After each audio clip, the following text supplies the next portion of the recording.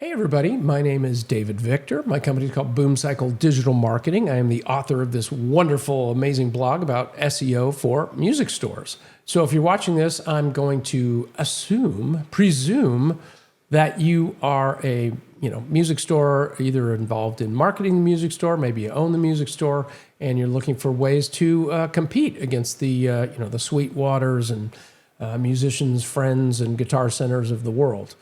So it's not easy. There's a lot of money potentially to be made in this kind of a business, selling, expensive guitars and other types of musical equipment. So you have to compete, right? So you have to do things better than the big guys. And the one advantage, probably the main advantage you have as an independent music store is the fact that you can be all things to your local customers, whereas the larger like guitar centers and Sweetwaters have to kind of be all things to everybody.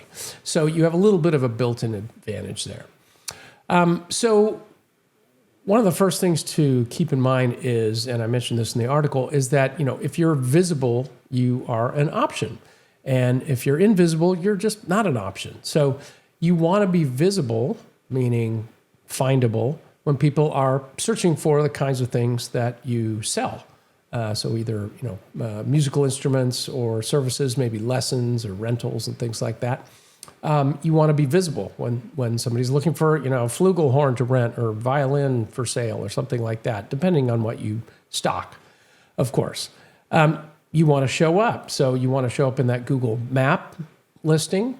You want to show up in the regular, what do they call, the SERPs, which is the search engine result pages, those blue links that they have.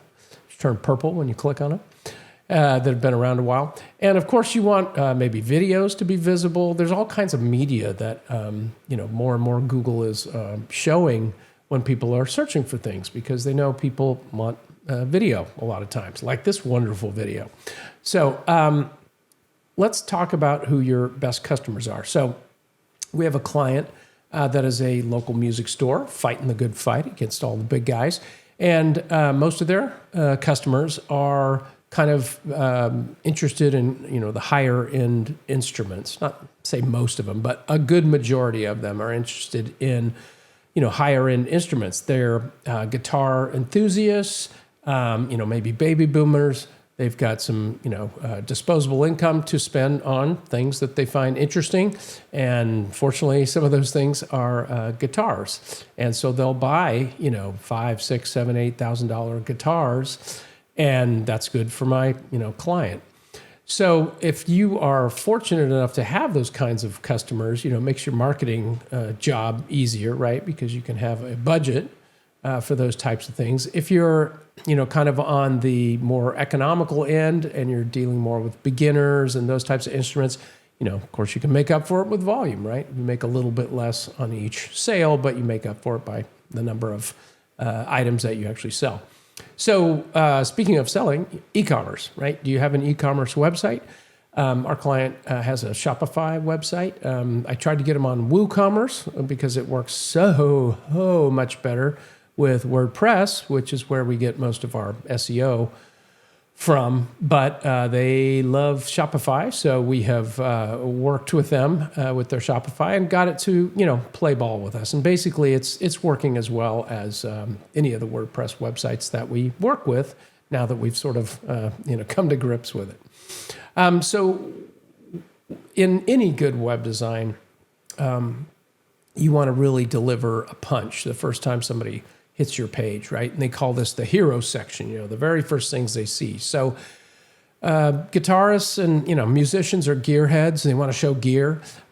People and shoppers are going to be dealing with other people, right? So I tend to want to show, a lot of gear, but also the people that work there, right? And customers, natural shots. Photography is a big deal. We have a great photographer that we recommend that used to work with, used to be Clorox's lead photographer, Mr. Ron Essex. You should check out ronessexphotography.com. He will set you up. And we had him work with our local client. And he did just a brilliant job, and they got just fantastic shots. So stuff we can use for blogs and advertisements and YouTube videos and things like that. And we have used the heck out of them. So that hero section should really communicate basically 5 things. Number one, what's the transformation you're promising? What are you promising to deliver? Great playing experience. Great atmosphere. Try out all our instruments, whatever it is, whatever your brand promise is. And then under that brand promise, you have a little statement about how you make that happen. We leave you alone and let you, go into our amp room and try out the amps and, those types of things. Plenty more to talk about with that, but just giving you a rough overview. You want to make taking the action that you want them to take easy, like, hey, find us now, or call us now, or, shop online. Whatever your core thing is that you want your best customers to do, you want them to, you want it to be easy. So, you want to make that button or buttons very obvious and prominent. And then, of course, the visuals we talked about. The other thing that's really critical in that main hero section, which every page has a hero section, right? You want to sort of do this regularly with every kind of page, is that social proof. Like, who else has had success here and had a good experience shopping here at this beautiful local music store? So that's kind of some, major bullet points about web design and e-commerce. You want your website to load quickly. So that's another thing, a lot of times, with this beautiful photography, a photographer will send you an 8 megabyte image and, somebody will just post it up on their website. It's not what you need to do. You need to size it right. There's a tool we use a lot called Squoosh.app, SQUOOSH.app, free tool. And you can drop your images in there and make them WebPs and resize them too.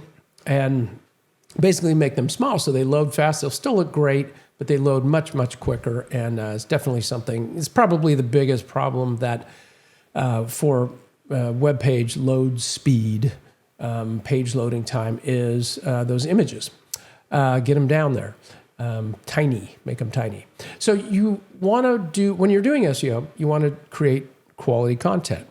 And how do you do that? Well, one way that we do it is we look and see what kinds of content our best customers are interested in and what kinds of content is working for our biggest competitors, right? If they have an article about, how to fly with a guitar or something, maybe we're going to write an article about how to fly with a guitar. You look at what is reacting and what is driving traffic to those sites, and then you basically reverse engineer it and build your own. You do your own point of view, your own take on it, come up with your own content. And you can look at every site out there. There's some big independent music stores out there that you can get some really good information on. So I definitely recommend you do that. You can also use Google Search Console, which is a tool that's free from Google. And you can see what pages are driving the most traffic. For example, if it's a blog article, you can see that, hey, this blog article is driving a bunch of traffic. Let's add a video to it, or let's add an infographic to it, or let's add some art to it, or maybe some audio or something. Somebody playing, maybe it's content about, Gibson guitars. And so you say, hey, let's have a video of somebody playing one of these Gibson guitars in our store, Not super intellectual, but just, it's supporting content. It breaks up the text. And basically what it does is give Google more of what it's already rewarding you for. So it's another strategy we use a lot. So Google Maps, I mentioned them before. There's kind of two main things with maps. One is, somebody on mobile searching for, a music store, local, guitar lessons near me or something. Boom, you want that map to show up. You want to be on that map. And right now, as of the date of this recording, Google typically shows 3 organic listings. It might show 1 ad, depending on if anyone's advertising on that map. But you want to be in those organic listings. So there's a lot to be done, starting with your name, address, and phone number, or NAP, basically being consistent. If you're called Joe Blows Music, then you want to stay Joe Blows Music on every piece of information all over the internet. You don't want to say Joe Blows Music Shop or Joe Blow's Guitar Store or something like that, you want to always use the same name down to the abbreviations. Same thing with your address. If you say street one place, you shouldn't say st dot in another place. Phone number, always use the same formatting.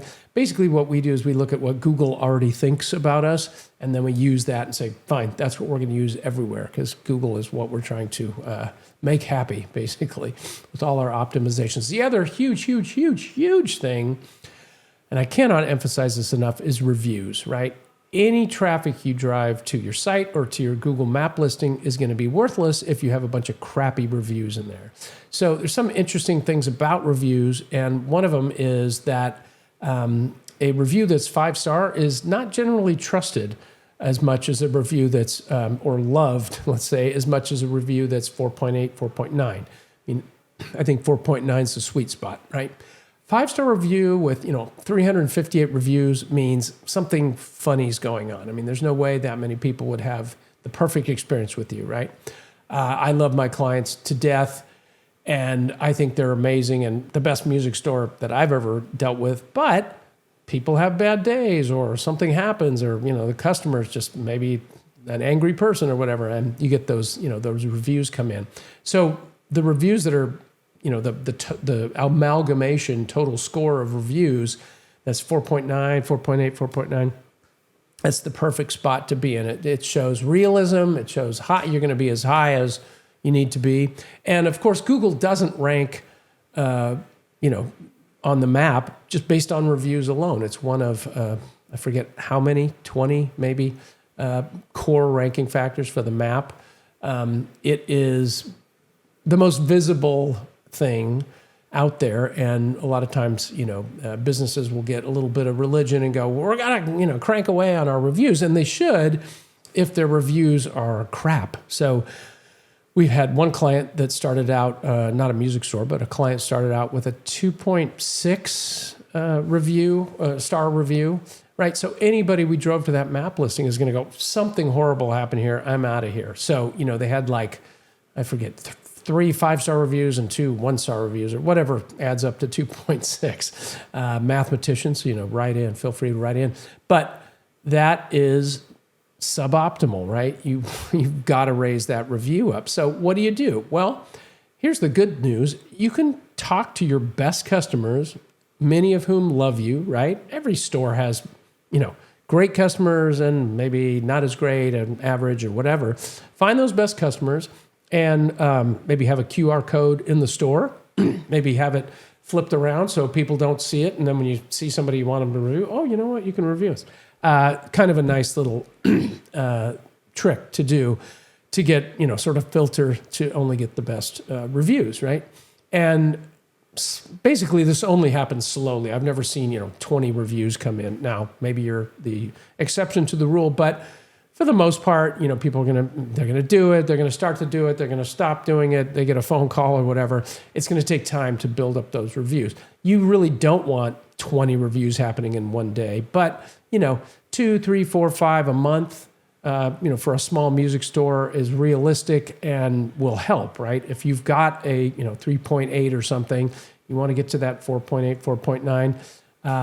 There's some math involved, but basically you just got to keep getting those 5-star reviews. And the good news is you'll probably never get to 5.0 with a few bad ones, enough bad ones on there. So competitors sometimes leave bad reviews and are anonymous. We've had clients where that's happened, and they're not the most amazing people out there, let's say. Okay. Enough about reviews. So links, backlinks. What is a backlink? It is a hyperlink on another website that points to your website. So what can you do? How can you get, why do you even care about backlinks, right?